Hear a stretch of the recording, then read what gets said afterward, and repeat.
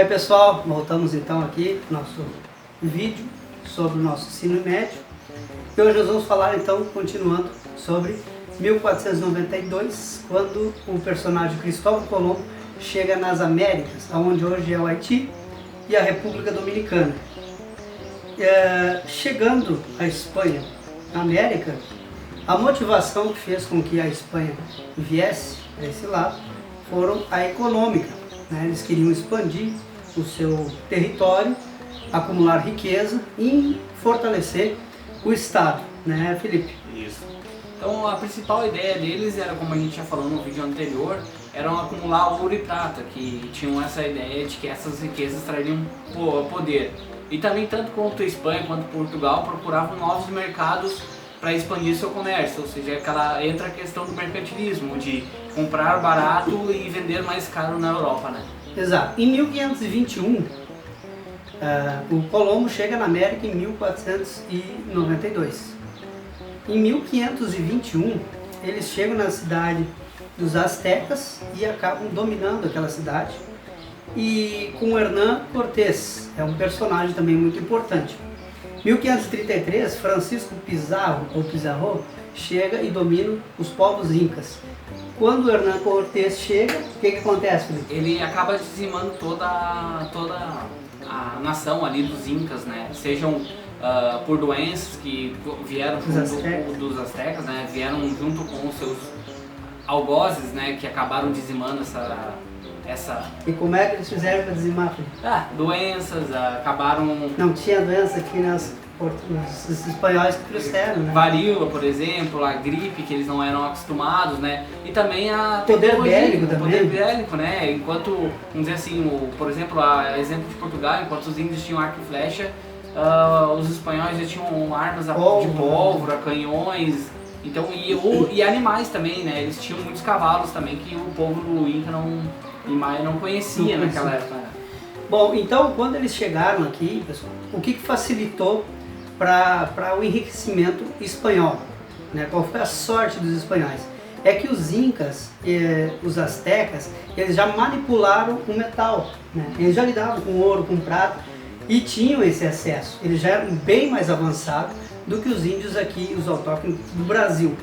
Isso facilitou muito, isso enriqueceu a Espanha, né, Felipe? Sim, porque como o Daniel já falou, essa foi a principal diferença, né? A cultura onde a Espanha encontrou aquela civilização, ela já era muito mais avançada do que os índios que Portugal encontrou no Brasil.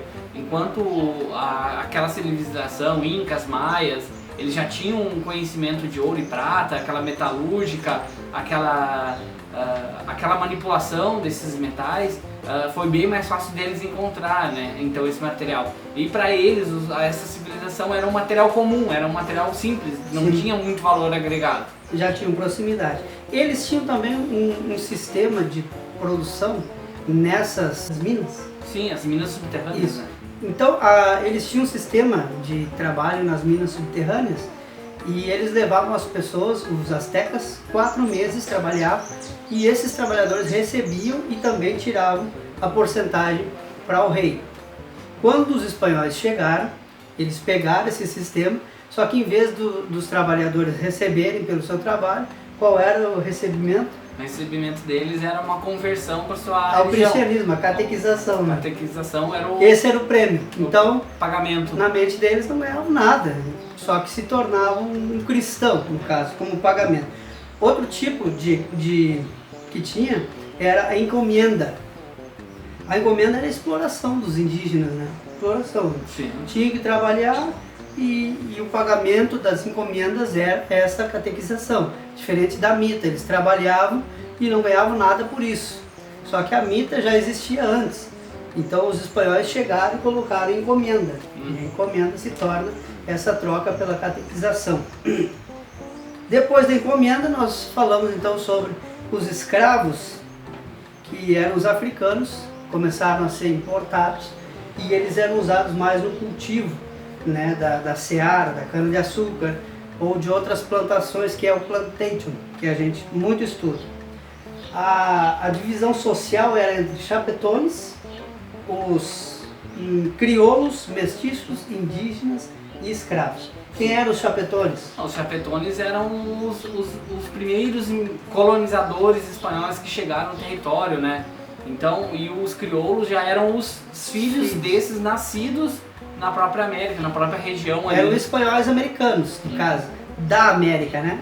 E quando se tratava de índios, escravos, aí não tinham direito nenhum, né? Os chapetones eram quem mandava, quem tinha autoridade e assim por diante.